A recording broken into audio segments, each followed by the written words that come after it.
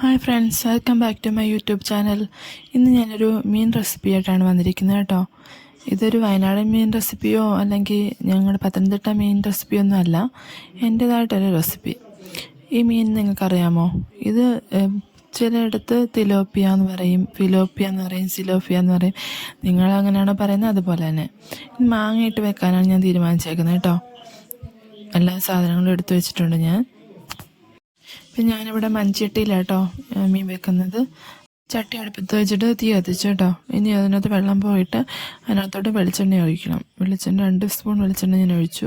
ഞാൻ വെളിച്ചെണ്ണ കൂടുതൽ യൂസ് ചെയ്യുന്നത് എനിക്ക് ഇച്ചിരി കൂടുതൽ വെളിച്ചെണ്ണ വേണം, അല്ലാത്ത വേറെ ഒന്നിനും ഞാൻ അധികം വെളിച്ചെണ്ണ യൂസ് ചെയ്യാറില്ല. ആ സ്പൂണിൽ ഞാൻ നിറച്ചൊഴിച്ചിട്ടില്ല കേട്ടോ, അത് കുറച്ച് എടുക്കുന്നതുകൊണ്ട് അത്രയും സ്പൂൺ തോന്നിക്കുന്നത്. ഞാൻ 2 സ്പൂൺ എടുത്തിട്ടുള്ളൂ വെളിച്ചെണ്ണ. എന്നിട്ട് ആ വെളിച്ചെണ്ണ ചൂടാവുന്നിടം വരെ ഇരിക്കണം. ചൂടായി കഴിയുമ്പോൾ അതിനകത്തോട്ട് ഉലുവ ഇടണം കേട്ടോ.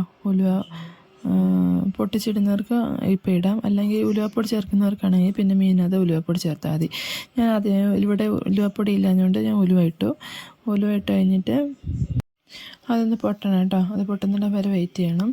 അത് കഴിഞ്ഞിട്ട് ഞാൻ ഇഞ്ചിയും വെളുത്തുള്ളിയും അരിഞ്ഞു വെച്ചിട്ടുണ്ടായിരുന്നു, കുനുകുനെ അരിഞ്ഞു വെച്ചിട്ടുണ്ടായിരുന്നു. ചിലവർക്ക് വേണമെങ്കിൽ അത് ചതച്ചിടാം, അങ്ങനെയുള്ളവർക്ക് അങ്ങനെ. അല്ലെങ്കിൽ ഞാനാണെങ്കിൽ ഇങ്ങനെ കുനുകുനെ അരിഞ്ഞിട്ട് അതങ്ങ് ചേർക്കത്തേ ഉള്ളൂ. അപ്പോൾ ഞാൻ വെളുത്തുള്ളിയും ഇഞ്ചിയും കൂടെ അതിനോട് ചേർത്ത് കൊടുത്തു. പിന്നെ ഞാൻ ചേർക്കുന്നതെന്ന് പറഞ്ഞാൽ സവാള കേട്ടോ. സവാള സാധാരണ ഞാൻ ചെറിയുള്ളിയാണ് ചേർക്കാറ്. ഇത് ചെറിയുള്ളി ഇന്നില്ലായിരുന്നു ഇവിടെ. അപ്പം ഞാനിപ്പോൾ വന്നിട്ട് 2 ദിവസം ആയതല്ലേ ഉള്ളൂ, അതുകൊണ്ട് സാധനങ്ങളെല്ലാം വാങ്ങിക്കണം. ചെറിയുള്ളി ഇല്ലാഞ്ഞുകൊണ്ട് ഇച്ചിരി ഒരു സവാളയുടെ പാതി സവാള എടുത്തിട്ട് അതങ്ങനെ കുനുകുനെ അരിഞ്ഞിട്ട് അതോടെ ചേർക്കും. ഈ ഇഞ്ചിയും വെളുത്തുള്ളിയും ഒന്ന് മൂത്ത് കഴിയുമ്പം ആ സവാളയൊന്ന് ചേർക്കും. ഇനി ഇതിൻ്റെ മൂന്നിൻ്റെ പച്ചമണം മാറണം കേട്ടോ. പച്ചമണം മാറുന്നത് വരെ നമ്മൾ ഇളക്കിക്കൊണ്ടിരിക്കണം. ആകുന്നത് വരെ ഇളക്കണം കേട്ടോ. ഒരു ബ്രൗൺ കളറായി കഴിഞ്ഞ് നമുക്കിനിയും പൊടികൾ ചേർക്കാം കേട്ടോ. ഞാനിവിടെ മല്ലിപ്പൊടിയും, മുളക് പൊടിയും, മഞ്ഞൾപ്പൊടിയും, കുരുമുളക് പൊടിയും എടുത്ത് വെച്ചിട്ടുണ്ട് കേട്ടോ. അത് നമുക്ക് മഞ്ഞൾപ്പൊടി ചേർത്ത് കൊടുക്കാം. മഞ്ഞൾപ്പൊടി ചേർത്തു, പിന്നെ അത് കഴിഞ്ഞിട്ട് മല്ലിപ്പൊടിയും ചേർത്തു, പിന്നെ അത് കഴിഞ്ഞിട്ട് മുളക് പൊടിയും ചേർത്തു കേട്ടോ. മുളക് പൊടി ചേർക്കുന്ന ക്ലിപ്പിനകത്ത് മിസ്സായി പോയിട്ടുണ്ട് കേട്ടോ. അതുകൊണ്ട് മുളക് പൊടി ഞാൻ ചേർത്തിട്ടുണ്ട്. മുളക് പൊടി കൂടെ ചേർത്തിട്ട് അതിൻ്റെ പച്ചമണം മാറുന്നത് വരെ നല്ലപോലെ ഇളക്കണം കേട്ടോ. നല്ല മൂക്കുന്നത് വരെ ഇളക്കണം. എന്നിട്ട് അതിലോട്ട് കുറച്ച് പുളിവെള്ളം ഒഴിച്ചു കൊടുക്കാം കേട്ടോ. ഇവിടെ ഇത് മാങ്ങയ്ക്ക് പുളിയില്ലാത്ത മാങ്ങയായതുകൊണ്ട് ഞാൻ പുളി ഒഴിക്കുന്നത്. അല്ലെങ്കിൽ നല്ല പുളിയുള്ള മാങ്ങയാണെങ്കിൽ പുളിയൊന്നും ചേർക്കണ്ട കേട്ടോ, അപ്പോൾ ആയിപ്പോകും കേട്ടോ. പിന്നെ ഞാൻ കുറച്ച് വെള്ളം കൂടെ ചേർത്തിട്ടുണ്ട്. പിന്നെ ഒരു കാര്യം എന്ന് പറഞ്ഞാൽ, ഞങ്ങൾ അങ്ങോട്ടൊക്കെ പത്തനംതിട്ട സൈഡിലോട്ട് നമ്മൾ ഈ വാളൻപുളി ചേർക്കത്തില്ല മീൻ കറിക്കകത്ത്. നമ്മൾ കുടംപുളി മാത്രമേ ചേർക്കാറുള്ളൂ. പിന്നെ ഇങ്ങോട്ടൊക്കെയാണ് ഇങ്ങനെ വാളൻപുളി ചേർക്കുന്നത്. ഇവിടെ ഞാനിവിടെ വന്നാൽ പിന്നെയാണെന്ന് തോന്നുന്നു ഇവിടെ ഈ കുടംപുളി ചേർക്കുന്നത് കേട്ടോ. ഇപ്പം ഞാനങ്ങ് പോയേക്കുന്നതുകൊണ്ട് അത് തീർന്നു പോയത്, അതുകൊണ്ട് ഇനി അതൊന്നും വാങ്ങിച്ചിട്ടില്ല. പിന്നെ ഉള്ളത് വെച്ചിട്ട് ഞാൻ അങ്ങ് എടുത്തതാട്ടോ വാളൻപുളി. ഇവരെല്ലാവരും അതുതന്നെ ചേർക്കുന്നതാരാ. പിന്നെയാണ് ആ മീൻ വെള്ളം തിളച്ചു കേട്ടോ. അരപ്പ് തിളച്ചപ്പോൾ ഞാൻ മീൻ ഇട്ട് കൊടുക്കും കേട്ടോ. മീനിനെ ഇട്ട് കൊടുത്തിട്ട് അതിനകത്ത് ഞാൻ കുരുമുളക് ഇട്ടിട്ടില്ല, കുരുമുളക് പൊടിയും കൂടി ഇട്ടിട്ട് ഉപ്പും ഇട്ടിട്ട് ഞാൻ ഇനി അടച്ചു വെക്കും കേട്ടോ. പിന്നെ ഈ മീൻ കണ്ടപ്പോൾ ഞാൻ കരുതി ഇതിനാണെങ്കിൽ ഈ മുള്ളൊന്നും ഇല്ലായിരിക്കും, കുഞ്ഞിന് കൊടുക്കാൻ പറ്റുമായിരിക്കും എന്നൊക്കെ കരുതി കേട്ടോ. പക്ഷേ ഇത് നല്ല മുള്ളെന്ന് പറഞ്ഞാൽ ഇങ്ങനെ കൂർത്തിരിക്കുന്ന മുള്ള. അത് തൊണ്ടയിലാണ് കൊണ്ട് കയറി കഴിഞ്ഞാൽ കയറി തന്നെ നല്ല മുള്ളുണ്ടായിരുന്നു ഈ മീനിന്. പ്രതീക്ഷിച്ചതിനേക്കാളും മുള്ളുള്ള മീനാണ് കേട്ടോ.